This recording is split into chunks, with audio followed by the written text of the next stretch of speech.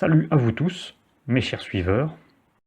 Cette nouvelle vidéo complète la précédente, parce que la vidéo précédente présente les albums physiques et leurs visuels, alors que celle-ci est dédiée au son. Elle peut donner des conseils utiles aux débutants.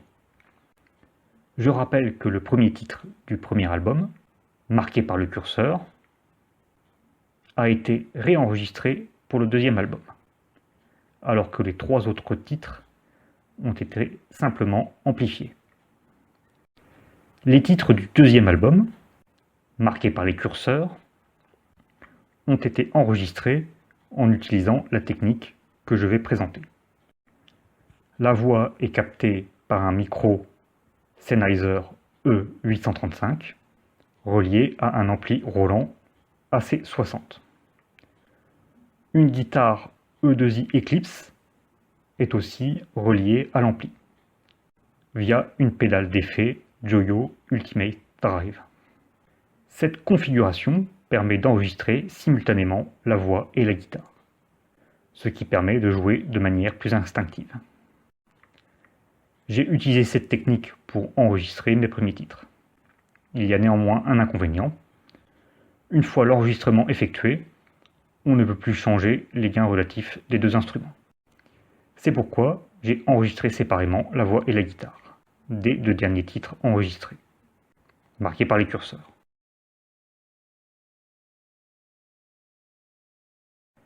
Il y a aussi un synthé Yamaha PSR36 et une boîte à rythme Korg Rhythm Mini.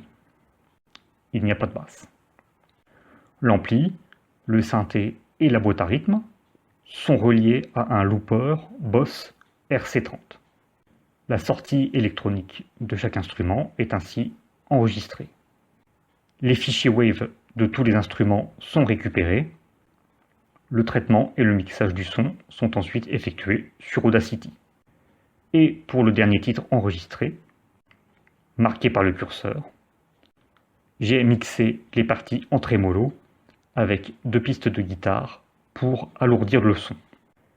La technique ne consiste pas à enregistrer une piste de guitare, à la copier et à mixer ensemble les 2 pistes, parce que cela va seulement amplifier avec un gain égal à 2, c'est-à-dire de 3 décibels. La technique consiste à enregistrer 2 fois la même partie de guitare, puis à mixer les 2 pistes. Et le son est alourdi grâce aux légères différences entre les 2 pistes. C'est tout pour cette vidéo, et n'oublions pas la conclusion, soutenez la scène black metal. Vous pouvez soutenir les artistes en achetant leurs albums physiques ou numériques, ou plus simplement en écoutant leur musique en ligne, car cela leur montre votre intérêt.